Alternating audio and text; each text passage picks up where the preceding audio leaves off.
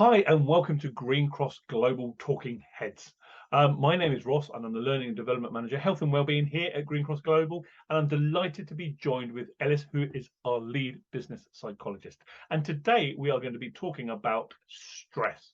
We're going to be looking at what stress is stress a good thing, how we can be impacted by stress, and how we can manage stress. So straight into it then, Ellis. What is stress? Hello. Oh, Um, so stress is the adverse reaction to something that is causing us threat or danger. It's an innate reaction that we've developed over time to keep us safe. hmm. And it triggers quite a similar reaction to our animal counterparts. Um, so an easy way of describing stress is that using the saber-toothed tiger analogy, where way back when we were cavemen, something would cause us threat or danger, and it was something like a saber-toothed tiger. Hmm. And what do? We either run away from it or we fight it off. So we've developed that fight or flight response. And that's what I mean when I say it's that similar to our animal counterparts. You've got a cat, don't you, Ross? I've got two. Yeah, Yeah, you've got two cats. two cats. So if there was something there that they perceived as threat or danger, Yeah. they'd either fight it off and get the claws out and pounce, or they'd scarper and they'd run away. Hmm. Um, and so that's the fight or flight response that we've developed. However, now that we're in the 21st century, the things that cause us threat or danger aren't quite the same. Yeah. So, as humans, we can't kill our managers or run away from paying the mortgage. It may be a thought that runs through our minds. But it's not quite something that is socially acceptable anymore. Yeah. So we're often left with the same reaction to stress, Hmm. or same reaction, which is stress, and we're unable to respond in that same way, and we have these negative consequences as a result, and that is what stress is. It's that adverse reaction to the threat or danger, that's leaving us with these kind of negative feelings. Okay. Okay. Yeah, because we hear lots and lots. There's lots, written, talked about, researched about stress. The HSC talk about stress. Workplace stressors. Uh, we talk about stress risk assessments and things. I know we must talk about more about that in a bit. Um, but I think sometimes there's a little bit of misinterpretation, misconception about stress. So it's good to know that it's a natural reaction, Mhm. same as my cats have. We're talking about the fight or flight, flop, freeze, friend. We're talking about all those types of things that happen. But you hear sometimes about oh well, people work really well under stress. Okay. Mm. Um, is that true? It's important to separate the concept of stress from stresses. Okay. Okay, so what I'm talking about in terms of a source of stress, that is what we often call a stressor, the thing that is causing you threat or danger. Stress is the reactionary response that we have. And if we experience stress, it affects our mental functions, increases our risk of experiencing poor mental health or developing a mental illness. And even chronic stress, something that is longer term, can actually cause things like heart disease, stroke, diabetes. And the stress in itself doesn't kill you, but the damage that stress can cause can actually shorten your lifespan because of the physical response we have to it. So, and the World Health Organization have dubbed stress as the health epidemic of the 21st century. Mhm. So no, I would say that stress isn't good for us. But what I think people are talking about is pressure. Pressure, and not stressors, but pressures can be motivating. They can spur us on. They can give us the kick up the bum we might need to be able to move forward with some of the things that to motivate us to move forward. And we all cope very differently with pressures, and we all have different responses to our stressors as well. So Hmm. no, I wouldn't say that stress is a good thing Okay. because it's that adverse reaction. Hmm. Okay. Yeah, because we often hear that, people work really well under stress, and it's important Mm, to realise that actually what we're meaning is people, and we're all individuals, aren't we? We're all unique. We're all very, very different. But actually, people can work well under pressure.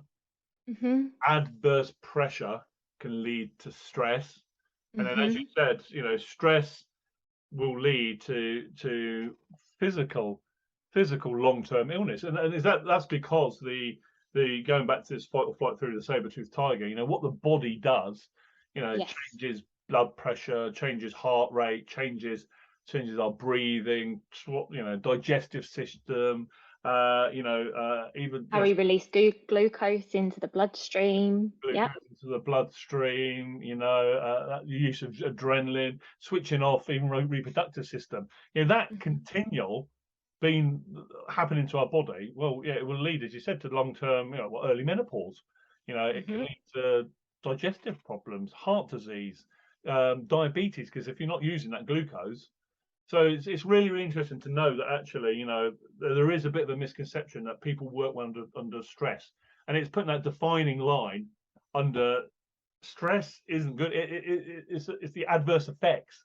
It's Exactly. it's we're heading down an avenue of physical illness and mental health. Because stress then can lead to anxiety, depression, uh, Mhm. self harm, all these types. And even right down to the points of thoughts of suicide. All from starting Exactly. right at the start. But we all Exactly. talk about stress. The businesses talk about stress. So you mentioned stressors. Mhm. But what common stressors do you come across when you go into businesses to support them? What stressors are we've talked about trends before. Yes. What are we seeing? So, a stressor is anything that threatens your safety or your sense of self. So, it could be an environmental stress where you've got poor housing or social isolation or unemployment. It could be an emotional stress like having conflict or experiencing peer pressure. Um, and some of the stresses can be negative life experiences and also sometimes the positive ones as well. For example, I'm buying a house at the moment. That is really exciting, but at the same time, super stressful because there's a whole load of things that you need to do there. I know from Um, I know from the messages. or pregnancy, for example. So, some of these events can still cause us stress as well. And in the workplace, you've got accidents and illnesses that threaten things that threaten your safety. We've talked a lot about safety as well. Adjustments and changes to new environments or something like that, threatening your sense of self. Um, Readjustments in the workplace, conflicts in the workplace, um, particularly things like deadlines Hmm. and not knowing, what you need to do and what your role is in the organization. The health and safety executive have a really good list on sources of stress in the workplace. So I'd recommend people to go and check that out so that you can get a better comprehensive list. Hmm. Okay. Um, well, what's quite interesting then, so let's look at an example that you said about deadlines, and unfortunately in the workplace we all have those. Hmm. um, how then, because there's times where you will have a repetitive deadline, maybe weekly, maybe monthly, I don't know, accounts, for example. Hmm. How come some months an employee can be absolutely fine with that and kind of do it kind of in their sleep? It's second nature. They do it every week, and then the following week, that same task, can feel very, very different and be a struggle. How does that how does that how are we impacted? So it depends on the different sources of stress that are coming from other areas of your life. We have the stresses in the workplace, but then we might have our home life. I've mentioned that I'm buying a house at the moment, and that could be a stressor that actually, impacts other areas of my life. So we can only cope with so many stresses. Mm. So if I had an employee who, a task was becoming quite difficult, even though previously it was absolutely fine, then it might indicate that there are other sources of stress going on that is also impacting their abilities. And also burnout. Burnout is a huge topic of discussion at the moment. And burnout is the result of excessive and prolonged stress, Mm-hmm. particularly when it's not addressed. So it might be that the employee was coping really well, but it was experienced stress, and now is feeling burnt out, and it's impacting their abilities, their emotions, their physical health, their cognitive health, as a result of having long-term stresses or other different types of stresses. Okay, it's funny you talk about burnout because I think we mentioned it in another talking head, the Deloitte report that came out March, April time, Mm, at wellbeing, and these are great reports for anyone who wants to know. They do them. I think the first one was I don't know, 19, and they did 20, and then they've done this one, and they talk about burnout in there, and it's great looking at the well-being of organisations. And they were kind of said for workplace, because also you're talking about home, and that's the point I want to come on to a second. hmm They talk about these three factors, don't they? Feeling exhausted, mental distance, and reduced performance. And they're saying that actually, half of employees are experiencing at least one of those trends. hmm Half of the workforce are quite like as well what you mentioned about kind of, well, you talk about your moving house, and actually, I think it's really important to realise that sometimes we only see in the workplace what someone wants to show us, if that makes hmm sense. I'm not talking about PPE, but people can put a mask on. We're a bit like icebergs, aren't we? You never know what's going on underneath. And I don't know that Yeah. actually, a part of the chain's falling out. This is happening. The dog needs to go to the vet, and all this starts to impact our vulnerability, doesn't it? And Exactly. when our vulnerabilities impacted, that task then becomes so much harder. And I think it's really important that we realise that, well, we can't just go, well, it's that communication, isn't it? And why, and reflecting and seeking to understand, not just saying, well, you do this every week. Why is it a problem this week? hmm So the management of stress. If I can split this into two questions, well, Okay. the individual and what we can do. But first of all, as businesses, what should businesses be doing, and what can they do?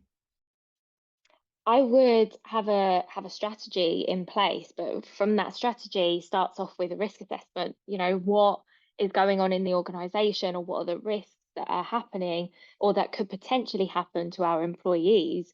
So look at your risk management and do a stress risk assessment, which is actually a legal requirement if you have over 5 employees from the Yeah. health and safety. I don't think a lot of people know that. So do a stress risk assessment, understand what your occupational risks are or what your risks or hazards are within the workplace and how you can mitigate them or reduce them. Talk to employees and ask them what's going on for you, what's causing you stress, or what are the barriers to getting support for your stress or mitigating that stress. Mhm. And continuously review it as well. And these are the sorts of things that we mention in the workplace support talking heads. So go and check that one out as well, because there's a few things about workplace support that can be really relevant for this question. Oh, brilliant! And the reason I know it, we've talked about it in other ones. So if you haven't seen that, please click on and have a look at that. But why I want to mention that is because a lot of the time when we talk about stress and workplace stress, and people talk about, well, what can we do for ourselves? If you're fundamentally not looking at analysing at kind of gap analysis, looking at what is causing that, you can have all the self-help strategies in the world. hmm At some point one's going to take over from the other, hmm you know so I thought it was just important to mention that, because we did, a business really does need to reflect on that. And a really interesting point about that you said is, yeah, it's a legal requirement to have a stress risk assessment, but a large amount of organisations don't have anything like that. You know, Hmm. they'll have a manual handling risk assessment or a fire risk assessment because yeah, they're legal requirements. Well, actually, so is stress. There is stress. You know, a stress risk assessment. So let's put in a utopian world that the business is looking at that. How about us as an individual? What types of things, you know, and you know, it's not kind of a stress bingo sheet, or and I know we're all individuals, so different things will interact with different people. But what type of things can we start to look at? So I would encourage people to think of stress as a cycle. So you have the stressor, which is that causing that threat or danger. Then you have your reaction to it and the stress and the experience of that stress for you. Mhm. And then we need to kind of complete that cycle. And ideally, because of that fight or flight response, we need to trigger some kind of feeling of safety, because Mhm. that's the whole concept. The saber-toothed tiger was there. We responded to it with some kind of fight or flight, and then we achieved safety because we've either killed it or we've ran away. Yeah. So we need to kind of finish that cycle. And there's a few ways that we can do that now in the 21st century. um, and firstly, we've got to address the stress. Imagine if you had a saber-toothed tiger in your living room, and I just said, let's do some self-care, let's go and do some yoga and have a talk about it. Would you feel calm? Yeah. It's not doing anything about the saber-toothed tiger in your living room. Yeah. So sometimes we need to address it. We need to look at the root cause and think, we can't leave this there. What are we going to do about it? And how are we going to feel safe from that threat? Mm. And I would encourage everybody to get help where you can. There's no prizes for taming your saber-toothed tigers on your own, Mhm. and there's no prizes for dealing with stress on your own either. So first and foremost, address the stress, and if you need support for it, get help where you can. Mhm. Now, because of that fight or flight response, they're both very physical actions, aren't they? Yeah. So exercise is one of the things, or a physical response is one of the things that has been noted as being practically a biologically programmed response that we have that will help us feel safe. Mhm. And it doesn't have to be going to the gym or going for a run. It can be even things like a 10-minute walk. A 10-minute walk has been noticed to reduce the stress hormone cortisol in the brain by about 50%, Wow. 50%, just for 10 minutes of walking. You can also use muscle relaxation techniques, where you kind of tense certain groups of muscles and relax them. Mm. So whatever your current fitness is, or whatever your abilities are, there is some kind of physical response that you can do that essentially tricks the brain into thinking, I've done my physical response, I'm safe from the stress now, and it completes that stress cycle.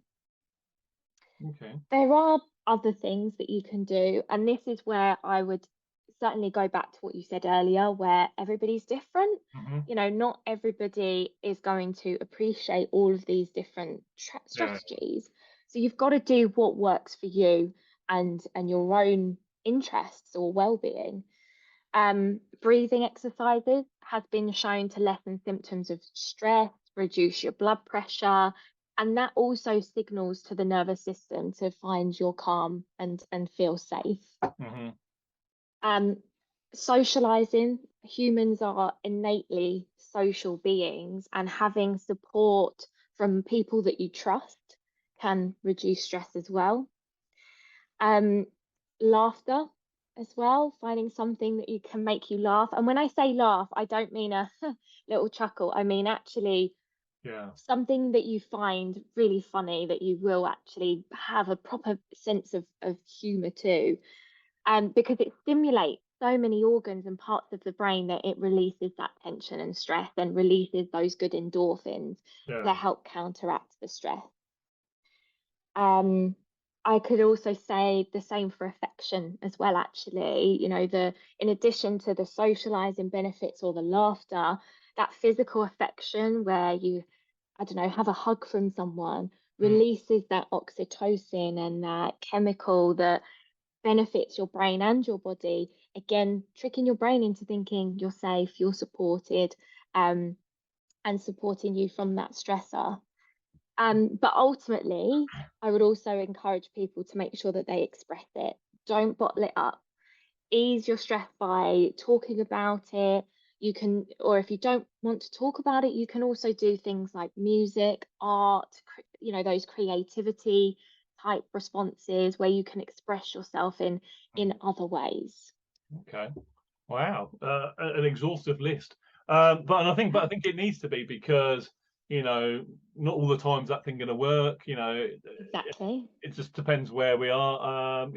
I really like the idea of talking, especially in the workplace as well. Speak if you're feeling the impacts of pressure and then becoming therefore stressed. Yeah, if you can talk to your line manager, and start to say that actually, this is impacting me, and start to talk through situations. Look at priorities of what needs my attention now.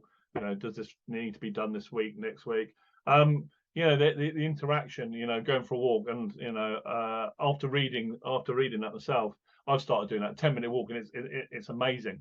Mm, Meditation as well, apparently yeah. transitional meditation reduces stress by about 26%. But it's getting these chemicals, because a lot of the time we think about endorphins, about, yeah, it's just what you get from the gym to help with muscles and that, but they don't. It helps fight with No. stress and anxiety. And I think it's really, really important to build a whole arsenal of support. So I'm glad right at the end you came onto things like art or music, or maybe reading, because when you were going about the saber-toothed tiger, Exactly. I was just thinking about the saber-toothed tiger that came to tea. But so it's good, yeah. And it's finding what works for you, but also Yes. not being reliant on And just what that works for the one thing. stressor as Yeah, well. because it's it's very fluid. We're fluid. We'll change from hour to hour to a whole at the moment, 10 minutes to 10 minutes. Hmm. And so it's important to realise that this go-to might not always be just a go-to. To have these multiple things. Have tools in your toolbox to try Tools, and address them. yeah, Mm. and be a realist. I sometimes put an analogy about stress and my mental health being a bit like golf. When you first start playing golf, you're not very good, and there's lots of bad shots. If you're impacted by stress, there's lots of times when it isn't great. The more you practice, well, the more good shots there are, so the more better days there are. But if you look Hmm. at golf professionals, they still have bad shots. They still go in the water, they still go in the trees, in the bunker. Hmm. And that's our mental health is like that. You can be practicing as much as you want, but there's still going to be times where it goes a little bit wonky.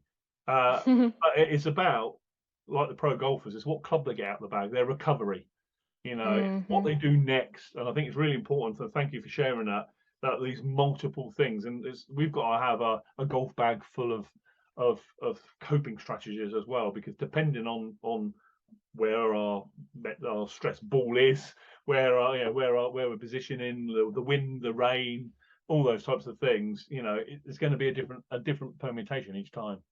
Exactly. Oh, Exactly. Great analogy. I'm going to you like, use that. you like I that? like that. Yeah. Thank you very much. Thank you very much. And anyone else can use it as well.